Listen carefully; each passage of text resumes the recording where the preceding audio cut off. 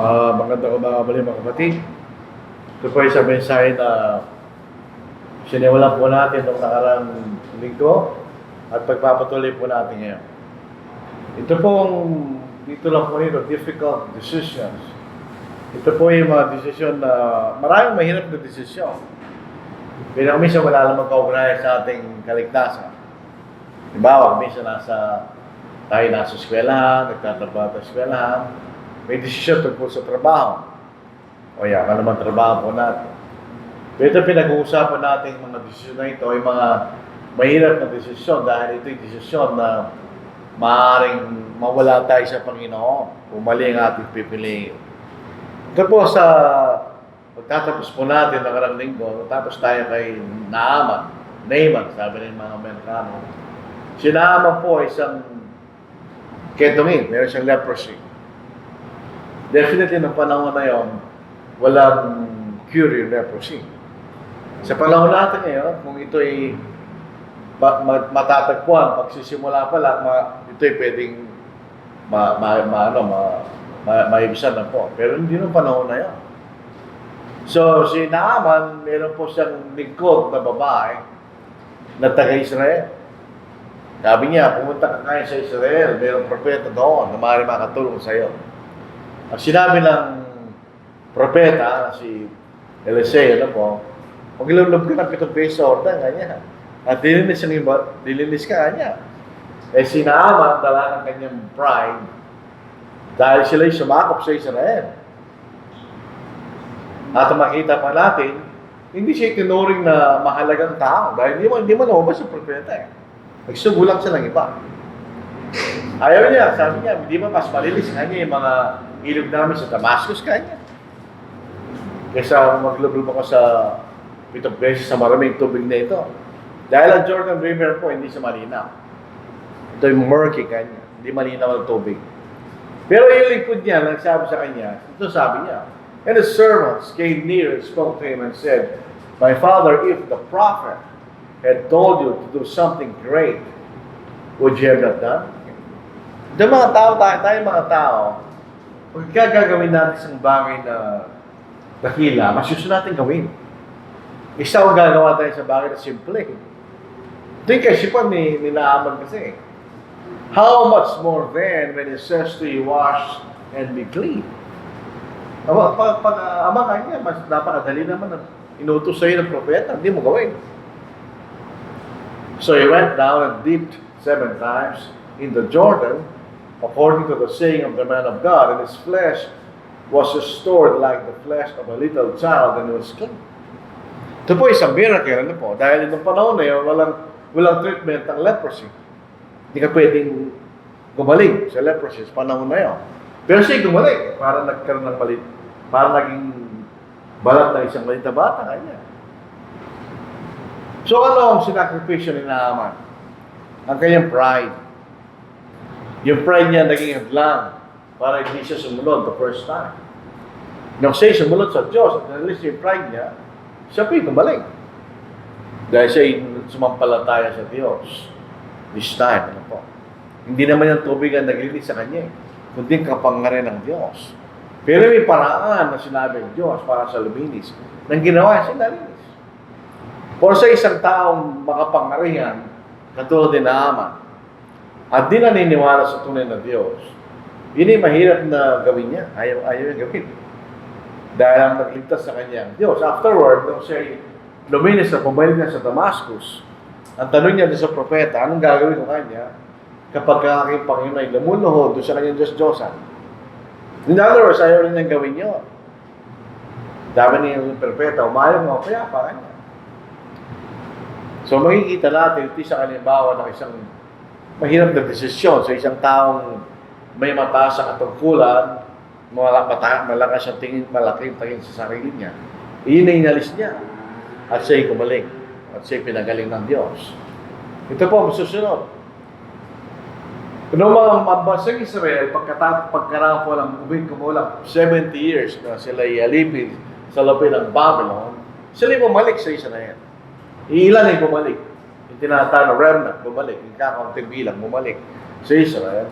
At sila'y talagang gawa ng paraan para sila'y maging mabit sa harapan ng Diyos. Ang problema lang, meron silang isang kasalanan. At ito'y kanilang kinikilala. Ito po ang isang essence na bago ka magsisi. Kailangan mo munang kilalanin na kinagkasala.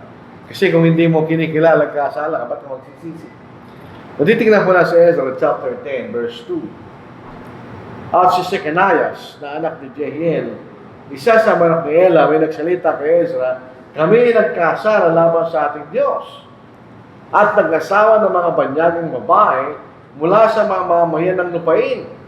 Subalit kahit ngayon ay may pag-asa sa Israel sa kabila nito. Ang Israel po ay isang physical manifestation ng church.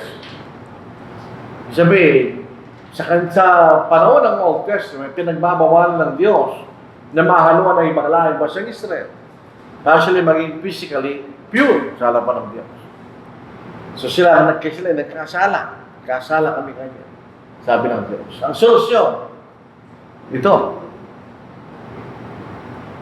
Ngayon ay makipagtipag tayo sa ating Diyos na paalisin ang lahat ng mga asawang ito at ang kailang mga anak ayon sa payo ng aking Panginoon at ang mga nanginginig ng utos ng ating Diyos.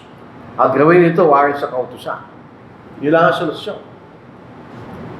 Iwalay ng mga asawang iyon, hindi mga Israelita at pati kailang mga anak kanya.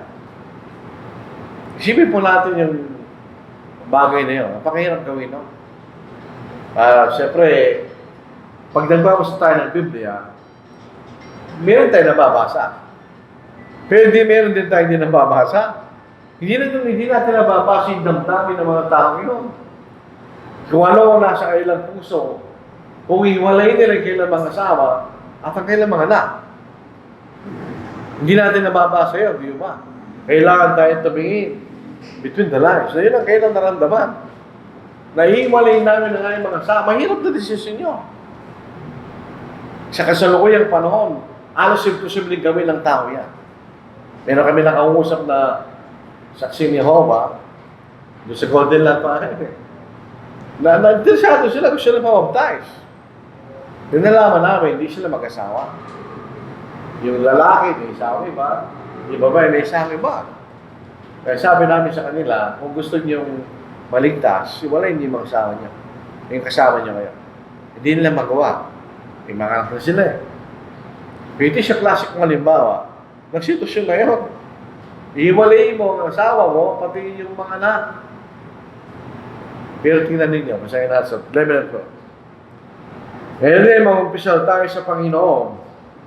Pasilin niyo ang salitang Panginoon doon. Capital. Lahat ng panahon na nakipagtipa ng Diyos, yan ang pinagamit niya pangalan. Yung YSWH. Panginoon. Na sa Diyos, ang inyong mga ninuno, at yung gawin ng kanyang kalooban, himawalay kayo sa mga mamayan ng lupain at sa mga sambanyaga na magkagawin ng buong kapisyanan sa magot ng malakas na tinig, gayon nga, dapat namin gawin ang ayon sa sinabi mo. Pero hindi natin nakibabasa doon yung damdamin nila. Gano'ng kahirap ang sakripisyo na iwanan mo ang asawa, pati mga anak mo. Yung human element, di ba? Nandito yung spiritual element. Kailangan mong gawin niya. Paano yung human element? Ilang taon nang kasama mo yung tao bilang asawa mo at yung mga anak mo. Kaya nagiging mahirap na desisyon nyo. On the point of view ng mga taong nagkaroon ng asawa, nabanyagan at nagkaroon ng mga anak. Di ba hirap yun? Kahit ilagay natin ang ating mga sarili sa sitwasyon nila, mahirap yun, di ba? Mahirap gawin. Ang pananampalataya mo lamang magsasabi sa'yo kung gagawin mo o hindi. Ito ang dilema. Ang pagmamahal mo sa Diyos at sa kanyang kautusan. Ang nagsasabi sa iwalay mo yan, ganyan. At ang pagmamahal mo sa iyong asawa at anak. Ang nagsasabi mo iwalayin. Yun yung dilema, mga kapatid. Kasi mahirap na desisyon nyo sa mga tao nito. Pero sila tapat. Kaya gagaling lang nila sa pagkalipin kung sila maging appeal sa harapan ng Diyos. Kasi ang nangyari sa panahon na ito, si Nehemiah, ang trabaho niya, itayo nila muna yung kuta ng Jerusalem, yung walls of Jerusalem. Ang trabaho ni Ezra, ibalik ang Israel sa Diyos. Unang-una, pinag-aralan nila ang salita ng Diyos. At nakita nila yung kasalanan nila. So, yun na makikita natin kalagayan sa pagkakataon na ito. Pero iniwalay nila eh. Tingnan niyo, basahin natin. Dito po sa lumundag lang tayo na po. Sa verse 44. Lahat ng mga ito ay nagsipag-asawa ng babae banyaga at kanyang pinalik sila. Kasama ang kailang mga anak. Hindi natin nababasa, hindi natin nakikita yung lungkot na nandamdaman ng mga tao yun. Hindi rin natin nakita yung mga luha sa kailang mga mata. Habang nakikita lang umaalis ang kailang mga asawa, kailang mga anak, hindi natin nakikita yun. Pero definitely, nandun yun. Otherwise, wala silang damdaming tao. Pero mas mahal nilang Diyos. In other words, mas gusto lang titiisin na iwalay nila yung mga asawang iyon na banyaga kaysa magkasala sila sa Diyos. Lahat ng mga common denominator na ating pinag-aaralan, ang kailang pananampalataya, ang dahilan ba't nagawa nila yun. Ang kailang pananampalataya at pagmamahal sa Diyos. Kasi kung hindi nyo gagawin yun, napakahirap nun eh. From human standpoint, mahirap gawin yun. Kaya alam natin, tayo na, may asawa, pwede pa sa ilan, may mga anak, mahirap gawin yun. Pero ginawa nila. Dahil gusto nilang maging kalugod-lugod sa harapan ng Diyos. Yung aplikasyon po natin. Bisan, ang tao na hihirapan, magdesisyon kung susunod sa Ebanghelyo o hindi. Bisan, mayroon silang pagnanasok sa mundo. On the other hand, mayroon mga bagay sa kabilang banda na naging hadlang para sa sumunod. Kung pagsunod sa Ebanghelyo, hindi madali. Hindi madali dahil meron kang iiwanan. Meron kang ihintuhan. Meron kang alisin. Pagiging sumunod sa Ebanghelyo, di ba? Tingnan nyo. Kuminsan, ang naging hadlang sa ating pagsunod ay ating sambahayan. Dito sa Matthew chapter 10. Especially sa ating kultura na napakalapit ng ating relasyon sa pamilya. Isa ng ating pamilya, katulad sa Bansang Israel. Siguro makikita natin ang pamilya ng Bansang Israel at sa pamilya natin, pareho malapit ang relasyon sa pamilya. Isahin po natin dito. Ang umiibig sama, ito manitsali dito, ang nagmamahal. Ang umiibig sama o sa ina na higit kaysa sa akin na hindi karapat-dapat sa akin. Ang umiibig sa kanyang anak na lalaki o anak na babae na higit kaysa sa akin ay hindi karapat-dapat sa akin kanya.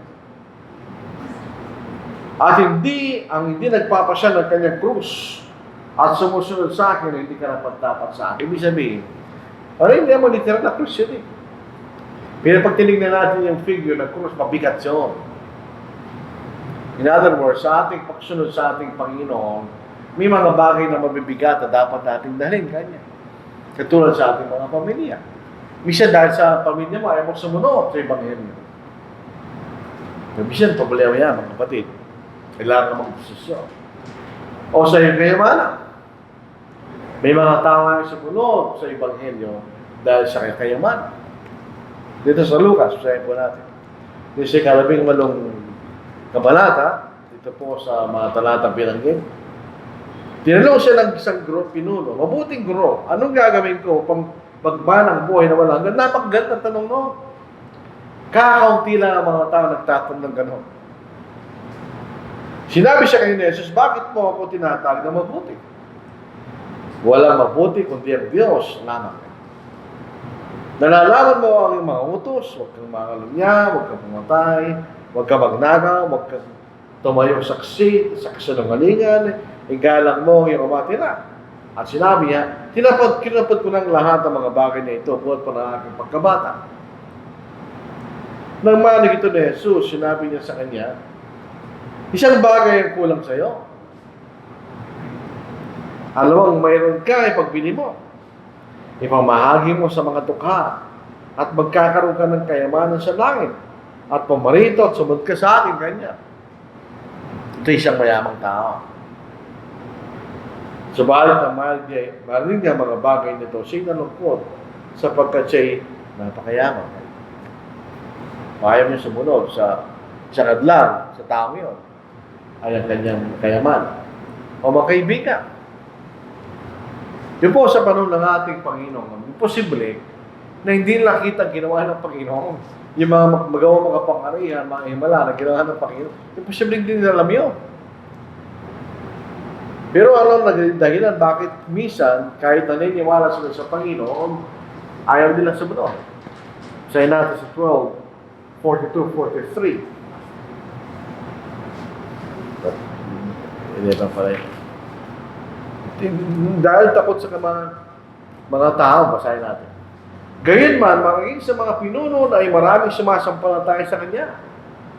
Subalit, dahil sa takot sa mga Pariseo, ay hindi nila ito ipinahayag, baka sila mapala sa sinagoga. Definitely, makaibigan nila yun. Sapagkat iniibig nila papurin ng mga tao kay papurin ng Diyos. Kasi hindi dahilan din po yan pag tayo sumunod sa mga yun. O ating kasalukuyang paniniwala. Ito ang mahirap kasi meron kang, lala po sa atin, mula sa pagkabata, usually, katoliko ka.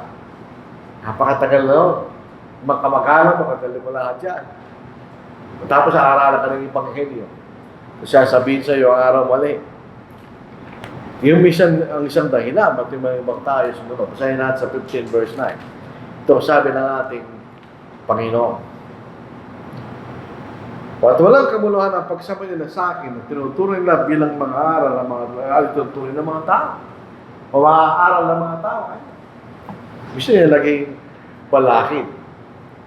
At ang mangutos ng Diyos at ang kanyang mga pangako at sa ating kalooban. Hindi mo napakasimple lang maunawaan ng Mark 16, 15-16. Ang sumasampalatay, ang mga sumayaligtas, tatapat ang di sumasampalatay, parusahan. Diba, bakit yung mga tao hindi sumunod? Dahil siya kailangan sariling kalooban. So, yung nagkalaban ng Diyos, laban sa yung kalooban. Nahihirapan siya na magdesisyon. Yun ay isang aplikasyon ng ating pinag-aralan na po. Kaya hindi lang yun. Sa ating mga gawain, trabaho. Ito po isang, nakikita ko ito yung problema natin sa panahon ngayon. Dahil po sa presyon ng panahon, siguro, etc. At sa uri ng mga trabaho natin, nagiging palakid sa ating paglilingkod sa Diyos. Minsan. Hindi ako nagsasalita rito bilang hindi isang tao na, hindi, alam ko yun. Dahil may mga sa pamilya namin, hindi nakakasama dahil sa trabaho nila. Na hindi ko sila nasa kayo na. Pero, yun ang ginagawa nila. Maaaring hindi nila sinasayo, sila kayo na. Pero maaaring wala lang silang inisip na, wala silang magagawa. Yun po sa Efeso, chapter 4, verse 28.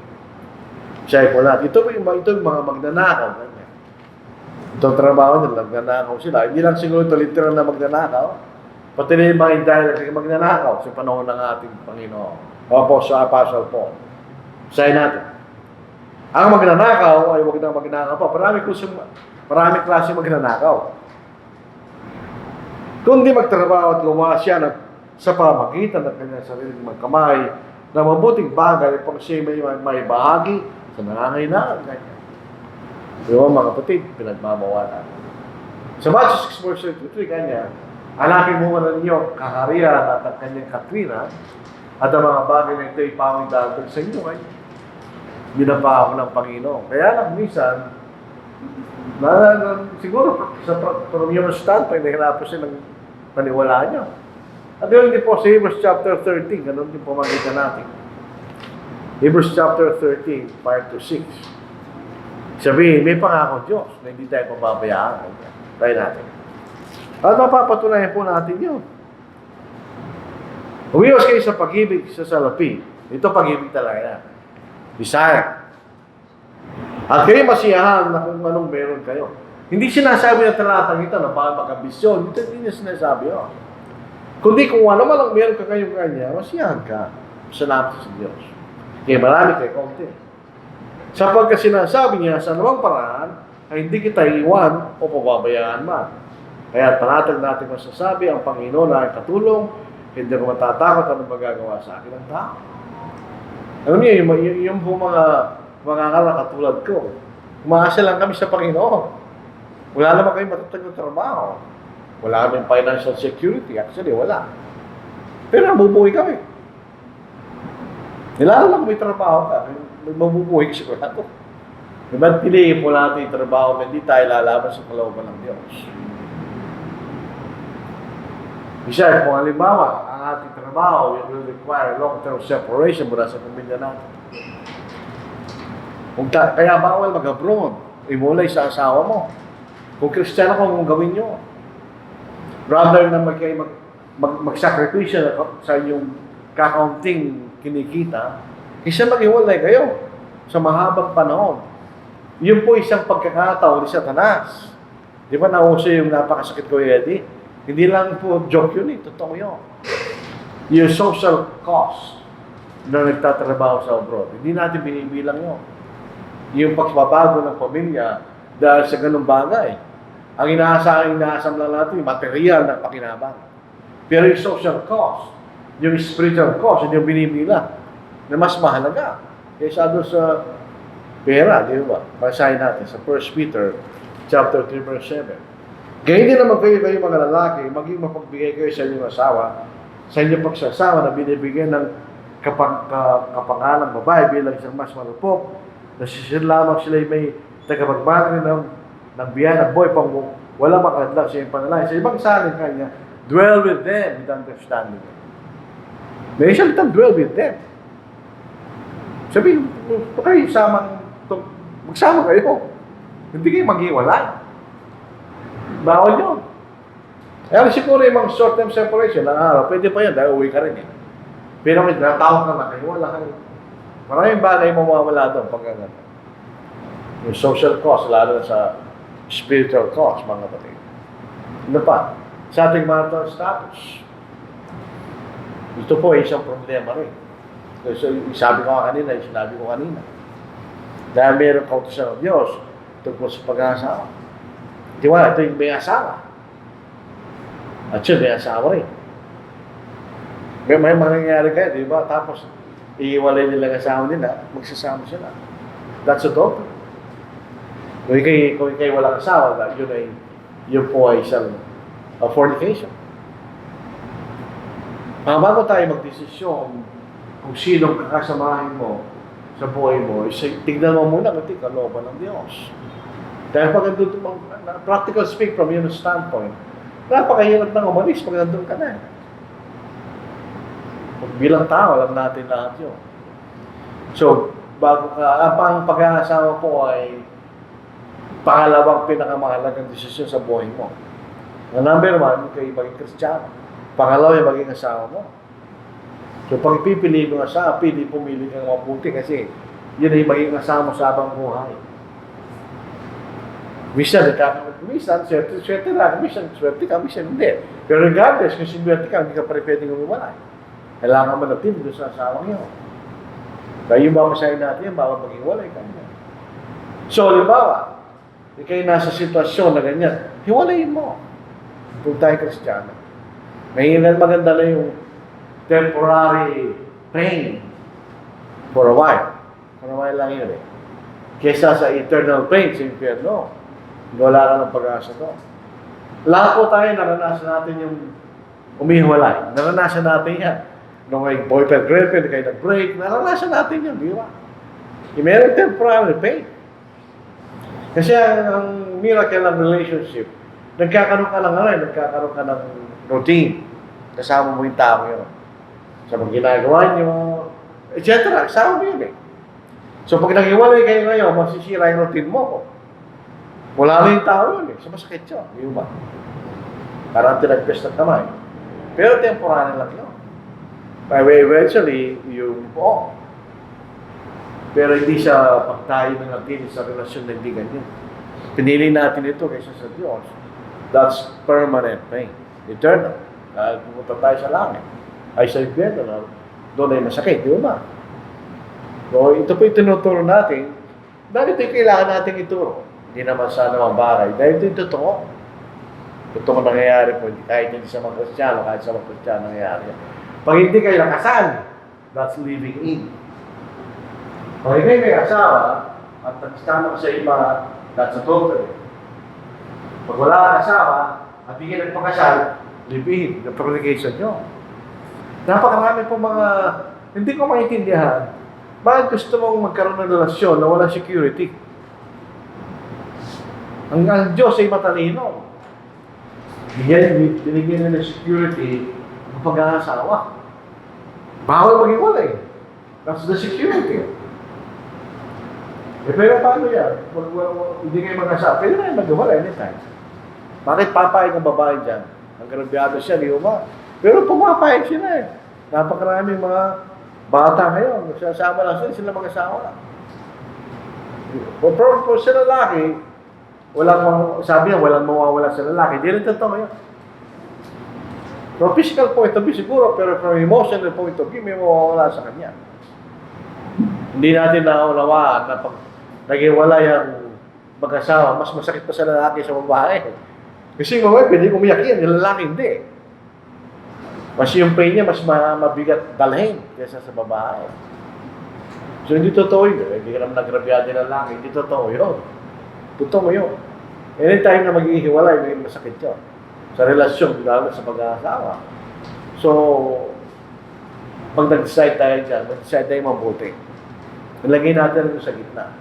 Kung ano kalooban ng Diyos. May isang kapatid, di po sa kongregasyon na ito, nausap namin siya. Nasa pa na tayo, nandito siya, pero wala na siya ngayon. Napunta sa ibang kongregasyon, nasa abroad na tayo. Sinabi ko siya, sinausap namin siya, sabi namin, pupunta kami rito para sa concern sa'yo, sabi namin. Yung sitwasyon mo, anong gagawin mo ka namin? Kasi yung kasama niya sa Amerika yun eh. May asawa iba. Dinivorce na yun ng babae para maging asawa niya. Sinana sa Diyos siya, nga namin sa kanya. Nasabi niya, pinapak sa Diyos po namin. Ano yung sabihin? Gagawa ng miracle ng Diyos para sa inyo? Pag pinapas sa Diyos, sumunod sa kalooban niya. Yan ang pinapas sa Diyos, hindi yung nalalaki ka, bigyan ng incredible, mamatay ang asawa ng lalaki na, para maging legitimate yung pag... Hindi gagawin ng Diyos yung araw sa kanya. In the first place, nagkakasala kayo. Yung iniwalayan ng lalaking kasama, hindi siya nagkasala. Bakit ikaw siya pagpaparusahan ng Diyos? Ha? Hindi. Ganito sitwasyon, iwiwalay mo. Kaya kung halimbawa, kung nagkasala, at yung asawa mo, iwawalay siya, nag-asawa na iba, tiis ka. Dahil kasalanan mo yun, di ba? Kung namang sitwasyon na hindi nararapat, kung mayroon pang panahon, umalis ka na kasi alam ko natin ng relasyon, habang tumatagal niya, mas mahirap tanggalin, di ba? So, kaya kayo po yung isang mahirap kasi na kailangan natin gawin. At ang ating mga kaibigan nagtuturo ng mali.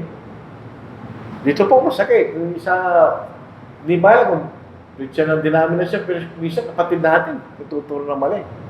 Isa kaibigan mo talaga. Best friend mo, mali yung turo niya, ano gagawin? Nakalimutan, best friend ko yan, hindi ha?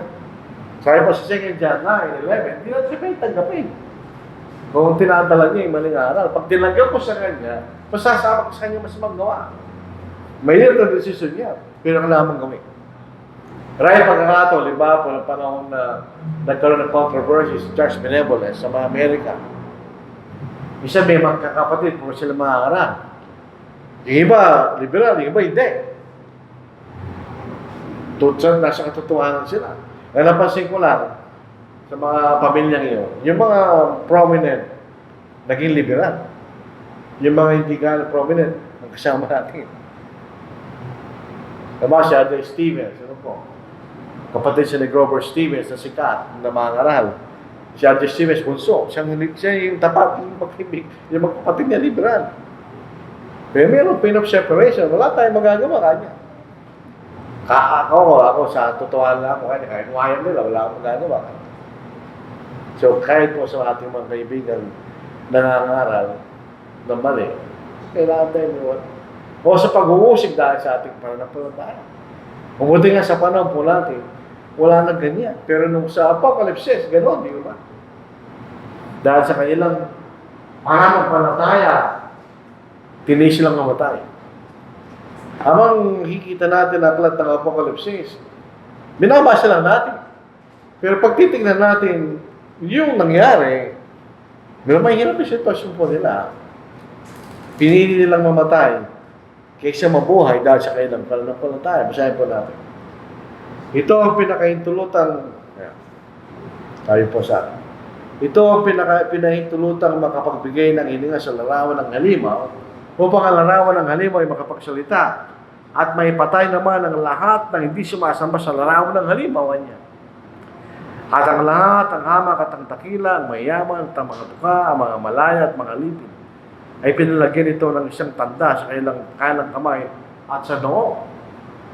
Upang walang sila makabibili, makapagbili, maliban ang may tanda sa mga tweet ng pangalang halimaw o ng bilang ng pangalan nito.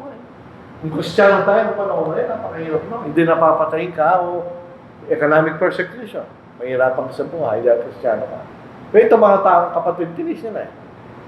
Kaya ito sa Revelation chapter 12, sinukat nila ang templo ng Diyos, kanya. At sakto yung sukat, ibig sabihin, sakto yung kanilang pananampalataya, kaya sila ay nagtagumpay. Doon sa Acts chapter 8, verse 1 to 4, nagkaroon ng pag-usik laban sa iglesia sa Jerusalem. At yung mga pinag-usik sila nagsipangalat na yung pinapangalang salita kanya. Kung pwede gusto nilang mag-umalis, mag-compromise sila, pero hindi nila ginawa. Sila na natiling matibay sa kailang pananampalataya. Siya passion po. Mabasahin po natin yung mga nakasulat dyan, yun ang lahat ng tinis niya. Dahil sa kanya pagiging alagad ng ating, basahin po natin. Minsan, kailangan natin basahin yan para huwag tayo magreklamo. Ang nakita ko sa modelo ng mga tao, wala sa mga first world country, wala silang pasensya. Kunti lang pasensya nila. Darasahan sila sa conveniences ng buhay, kunti lang reklamo sila. Basahin po natin. Sila ba'y mga ministro ni Kristo? Ako'y nagsasalita na pares ng baliw. Lalo pa ako na mas maraming pagpapagal, mas maraming pagkabilanggo, na di mabilang na bugbog, at malimit na mabingit sa kamatayan. Sa mga Hudyo ay 5 ulit akong tumanggap ng 40 agupit, kulang sa isa, 39. Style lang po niya. 3 ulit ako ay linampas ng mga pamalag. Minsan ako pinagbabato, 3 ulit akong nawasakan ng barko, isang araw at isang gabi ako'y nasa laot. Mas madalas sa paglalakbay, nasa pangalib sa mga ilog, pangalib sa mga magnanakaw, pangalib sa mga kababayan, pangalib sa mga entil, pangalib sa lungsod, pangalib sa mga ilang, pangalib sa dagat, pangalib kasama ng mga huwad ng kapatid, sa pagpapagal at hirap, sa mga pagpupuyat, sa gutom at uhaw, madalas sa walang pagkain, giniginaw at hubad, bukod sa mga bagay na nasa labas, ako'y araw-araw nabibigatan sa alalahanin para sa mga iglesia kanya. So ito yung mga dinanas niya, Passion Paul, bilang isang alagad ng ating Panginoon. So, ito'y katotohanan, dapat natin tanggapin bilang mga Kristiyano, kailangan tayo sumunod sa kalooban ng Diyos, regardless of any consequence. At ang mga bagay natin tinitiis, ito'y nagbibigay ng perseverance. Laging matatag sa iyong pananampalataya. Sa maraming perspective. Kung nakikita mo sa kalibutan na ito, punong-puno na ganoon, bakit gusto ito meron dito? Lalo mong inaasa may langit. Kaya lalo laging matingkad ang pag-asa mo, kanya. Kaysa manatili ka rito, na gano'n, palagi ka nahihirapan, nagtitiis. So, mas magandang may kayo maging tapat dahil pagdating ng araw, kayo maliligtas. Basahin po natin ang mismong talata. Actually, mas magandang basahin po ito hanggang sa una eh. Mula sa una. Basahin natin. Kasi sinasabi ni Pablo, tayo nagagalak kung tayo naging Kristiyano. Verse 1, kaya't yamang tayo naaring ganap sa pamamagitan ng pananampalataya. Mayroon tayong kapayapaan sa Diyos sa pamamagitan ng ating Panginoong Jesucristo. Sa pamamagitan niya, nakalapit tayo sa biyaya. Biyayang ito na ating pinaninindigan at nagagalak tayo sa pag-asa ng kalulutian ng Diyos. Nagagalak tayo dahil tayo naligtas. Pansinin yung 3 talata. Hindi lang tayo nagagalak dahil tayo naligtas at nakalapit sa biyaya ng Diyos. Ano pa yung nagagalak mo? At hindi lamang kayo, kundi nagagalak rin tayo sa ating mga kapigatian. Ganyan. Ano klase pa na tayo? Paano ka nagagalak kung kayo nahihirapan? Sabi niya, at hindi lamang gayon, kundi nagagalak rin tayo sa ating kapigatihan sa pagkaalam ng kapigatihan ay nagbubunga ng pagtitiis na niya. At ang pagtitiis ng pagpapatibay at ang pagpapatibay ng pag-asa. Sabihin, pag-asa, lalo tayong lumalapit sa langit pagkaganon, di ba? Pangatlo, tandaan po natin, lahat ng mga bagay, kahit minsan, parang parang hindi consistent, o hindi sila harmonious nangyayari sa atin. But all things work together for those who love God. Kahit minsan, hindi mo naintindihan. Pero yung nasabi ni Pablo sa Romans chapter 8, verse 28. Minsan hindi mo siya naintindihan. Tulad si Job, nung siya nagkaroon ng bukol o tiksa mula sa ulo na sa paa. Hindi niya naintindihan yun. Pero sinabi lang niya, bakit hindi ba tayo marunong magtiis kanya ng mga bagay na masama, kundi sa mga bagay na mabuti lang niya. Hindi niya naintindihan yun. Ang bandang huli kanya, ako'y nagsasalita sa mga bagay, hindi ko naintindihan. Kaya bandang huli, yung mga bagay na nangyari kay Job, ay para sa kanya. Lalong tumibay ang kanya pananampalataya sa Diyos. At ang ating kasalukuyan, mga paghihirap, gagawa ng desisyon natin maging tapat sa Diyos. Kumisa naghihirap tayo, kasalanan mo eh. Sabi ni sila kanina, meron daw kaklase si Mrs. ko na namatay dahil nasa bigit ang kamatayan na hindi ka rin yun. Nasabi ko, kasalanan na yun. Hindi kasalanan sino at kung may kasalanan no, dahil hindi ka rin siya eh. Pero mayroong mga paghihirap na hindi natin kasalanan. Dahil sa ating pananampalataya. Tayo po sa Romans chapter 8, verse 18. Itinuturing ko ng pagtitiis sa panahong itong kasalukuyan. So talaga may pagtitiis. Ay hindi karapat dapat maihambing sa kalalatiang nahayag sa atin. Yun ang dakilang consolation natin bilang Kristiyano. Na meron tayong inihintay na walang katulad. Hindi natin maihambing sa mga bagay na nandito sa mundong ito. Kaya nga pag pumunta tayo sa Apocalypse, yung larawan ng kaharian, ng langit, wala siyang kapareho. Nakita mo puro perfect yan, perfect size, perfect square. Tapos makita mo, salamin na parang ginto nga niya. Saan ka nakita ng gano'n? May makita mo maganda. Ibig sabihin, ang figure na sinasabi sa atin, wala kang makikita ganyan sa lupa kanya. Ano mga napagandang bagay sa lupa, hindi mo siya maihabig doon kanya. Wala yan, iba yun. Hindi pa natin nakita. Kaya ang sabi, bagong langit at bagong lupa. Pag ginagamit yung mga katagang iyon, ang ibig sabihin niya yung mga bagay na hindi mo pa naranasan nakita kahit kailan. Kung sabi sa Isaiah, yung bagong langit at bagong lupa, na tumutukoy sa Ebanghelyo, yun ang iba sa Old Testament. Hindi pa nakita namang kundi yun. Na sinabi ni Pedro sa 2 Peter chapter 3, na hinihintay natin ang bagong langit at bagong lupa, yun ay kaayusan, hindi pa natin nakita kahit kailan. Yung mga bagay na yun ay yung mga katiting na ating tinitiis. Walang kwenta sa kalalatian na darating sa atin. Alam niyo, minsan, pagpupunta ka sa mga lugar na hindi katulad ng lugar natin, maswerte tayo kung tutong siya eh. Kaya hindi tayo mayaman. Pag pupunta ka sa lugar na napakahirap, ma-appreciate mo yung meron ka, kasi sila wala. Hindi na naranasan natin. Mga di man tayo mayaman. Pero ma-appreciate mo ang blessing na galing sa Diyos na-experience mo. Na hindi mo maranasan kung dito ka lang. Kung sasabihin ko lang yung Carabao, mahirap talaga ang buhay ito. Pero mapapasin nyo, masaya naman yung tao. Pero yung pagdating mo dito sa lugar mo, iba talaga. Gusto mo lang umuwi ka. Makita mo yung great contrast nung pinunta mo at uuwihan mo. Iba talaga.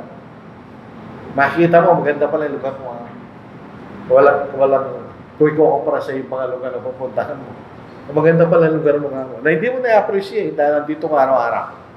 Sabi ng mga taga-Davao, si Brother namin din, tinor niya sa Clark, sabi niya, ang ganda pala ng lugar niyo. Sabi ko, maganda? Hindi maganda kayo. Ayun, maganda nga. Kasi dito tayo araw-araw. Hindi natin na-appreciate. Katulad ng taga-Boracay. Walang kwento yung Boracay, isa kanila. Araw-araw doon sila eh. Pero hindi taga-Ro, ang ganda nga. No? So, may isang ganun po tayo na maganda tingnan natin yung mga sitwasyon na gano'n para ma-appreciate mo yung biyaya na binibigay sa atin ng Diyos. So, ito po ang ating mensahe po sa umaga pang ito. Maraming salamat.